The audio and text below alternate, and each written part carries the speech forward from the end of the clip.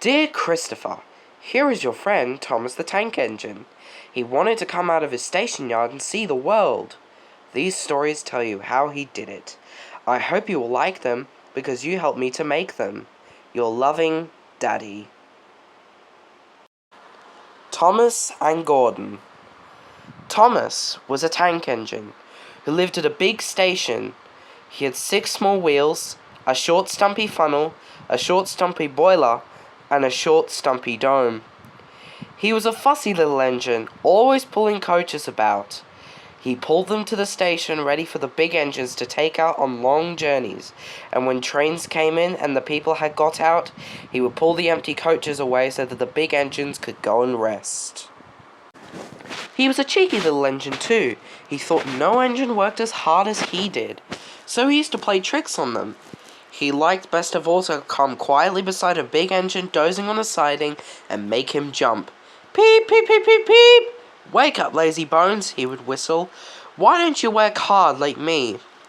He would then laugh rudely and run away to find some more coaches. One day, Gordon was resting on a siding. He was very tired. The big express he always pulled had been late, and he had to run as fast as he could to make up for lost time.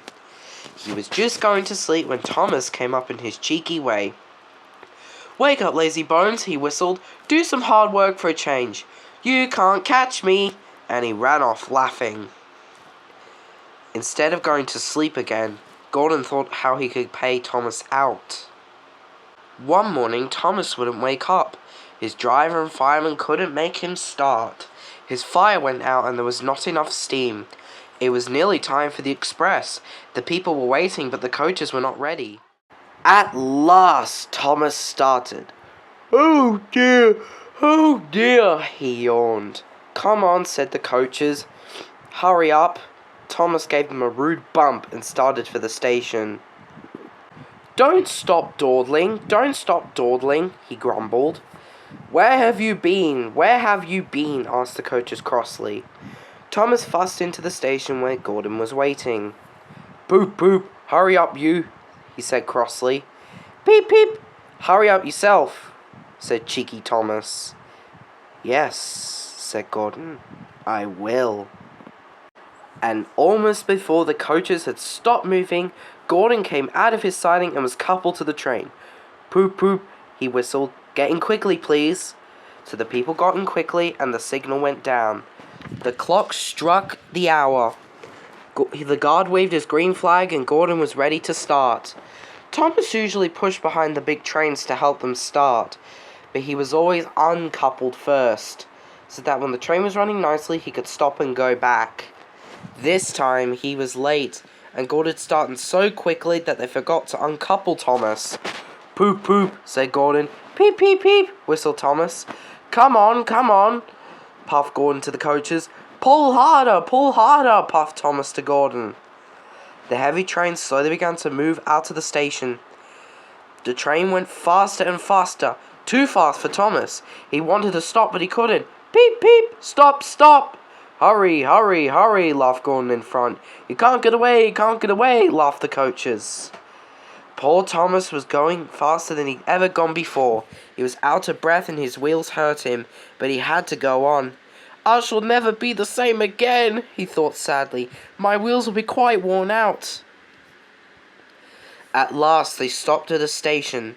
Everyone laughed to see Thomas puffing and panting behind. They uncoupled him, put him onto a turntable, and then he ran out of the siding out of the way. Well, little Thomas, chuckled Gordon as he passed. Now you know what hard work means, don't you? Poor Thomas couldn't answer. He had no breath. He just puffed slowly to rest and had a long, long drink. He went home again very slowly and was careful afterwards never to be cheeky to Gordon again. Thomas's train.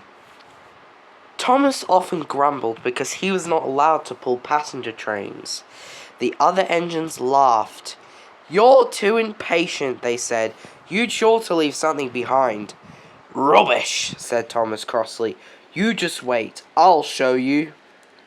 One night he and Henry were alone. Henry was ill.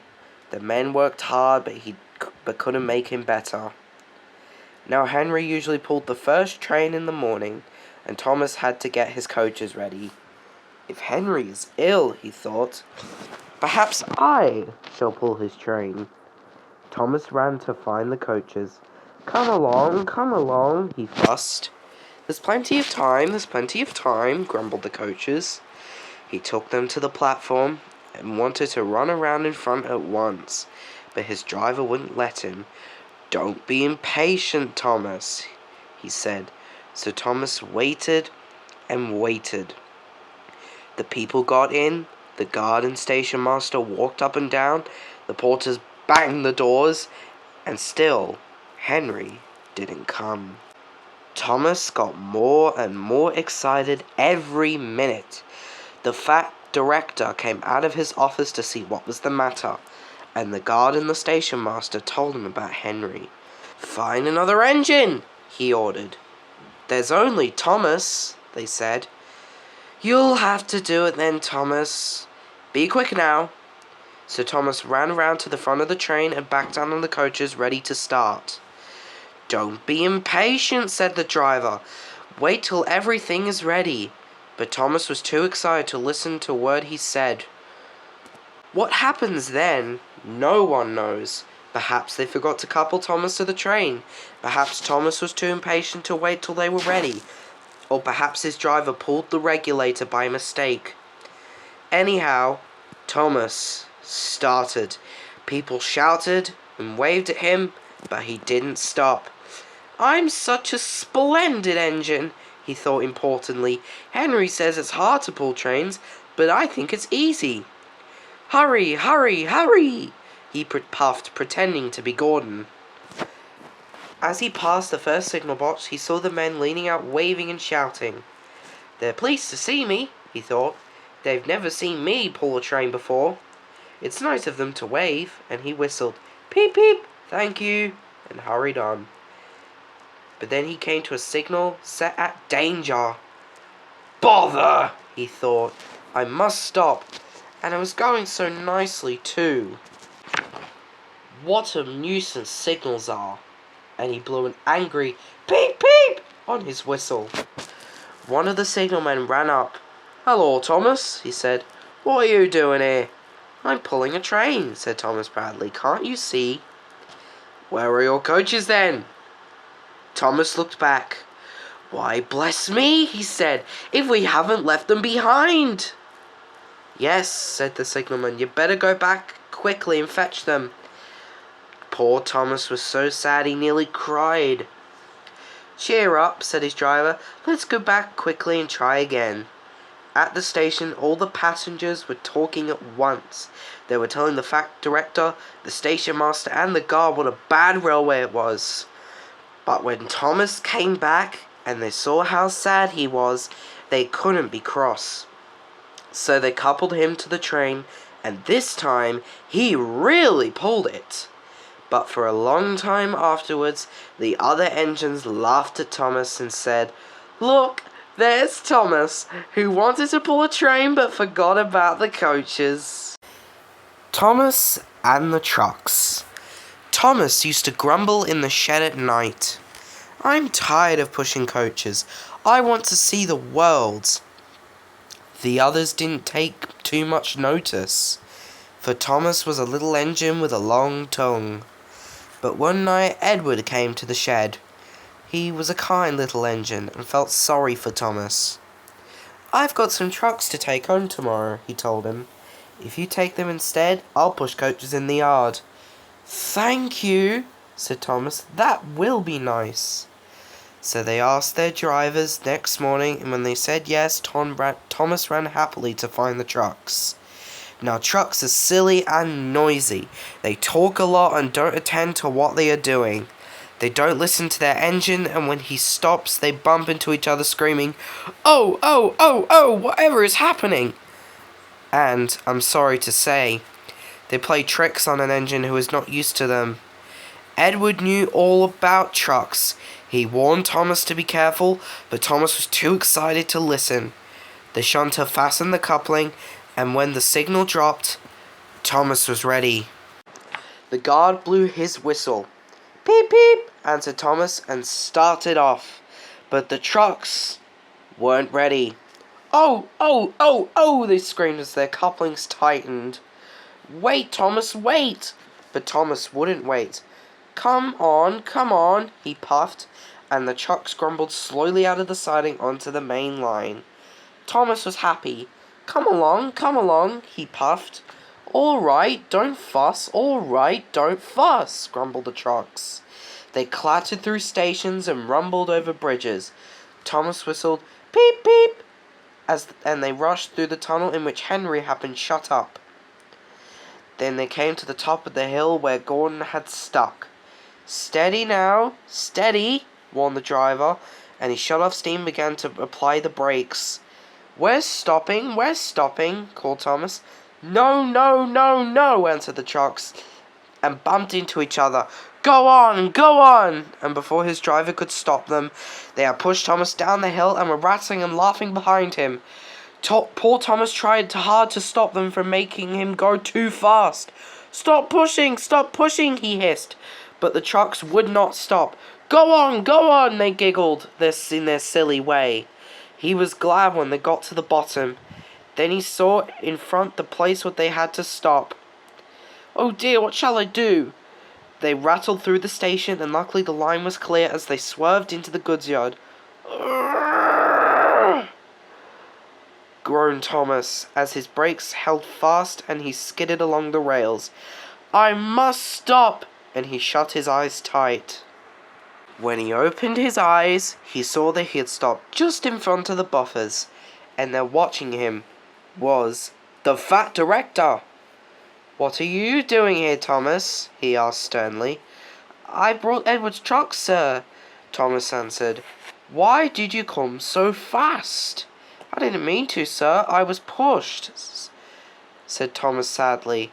"Haven't you pulled trucks before?" "No." "Then you've got a lot to learn about trucks, little Thomas. They are silly things and must be kept in their place. After pushing them about here for a few weeks, you'll know almost as much about them as Edward. Then you'll be a really useful engine." Every day the fat director came to the station to catch his train, and he always said, "Hello," to Thomas. There were lots of trucks in the yard. Different ones came in every day, and Thomas had to push and pull them into their right places. He worked hard. He knew now that he wasn't so clever as he had thought. Besides, the fat director had now been kind to him, and he wanted to learn all about trucks so as to be a really useful engine. But on a siding by themselves were some trucks that Thomas was told he mustn't touch. There was a small coach, some flat trucks, and two queer things his driver called cranes. "That's the breakdown train," he said. "When there's an accident, the workmen get into the coach and the engine takes them quickly to help the hurt people and to clear and mend the line. The cranes are used for lifting heavy things like engines and coaches and trucks."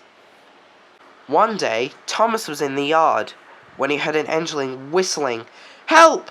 Help!" and a goods train came rushing through much too fast. The engine, a new one called James, was frightened. His brake blocks were on fire, and smoke and sparks streamed out on each side. They're pushing me, he panted.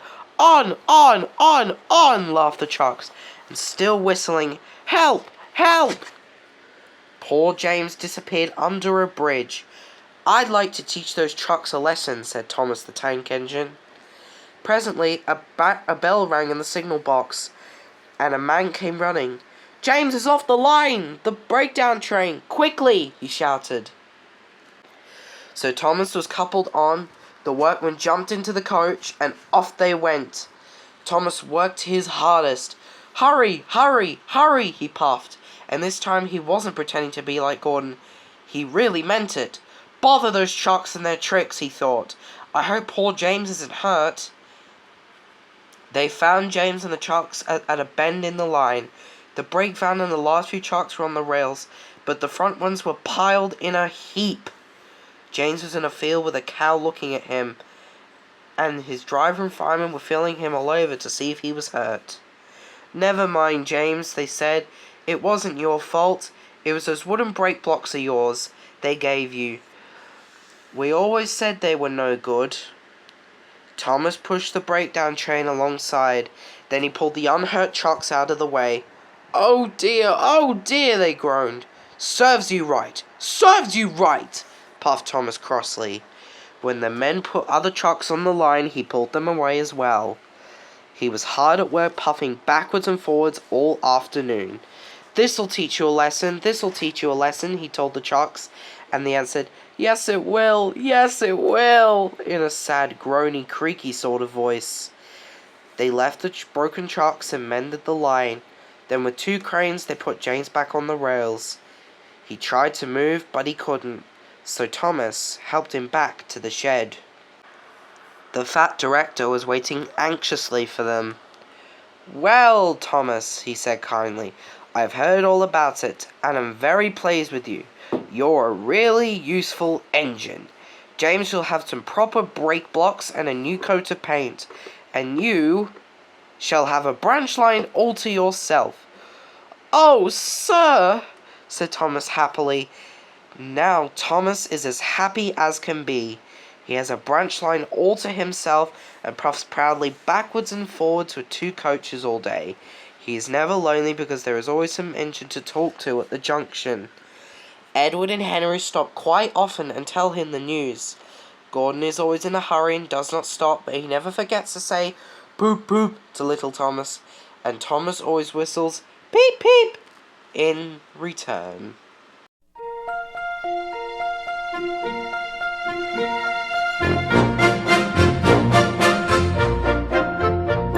He's a really useful engine, you know. All the other engines, they'll tell you so. He huffs and puffs and whistles, rushing to and fro. He's the really useful engine we adore.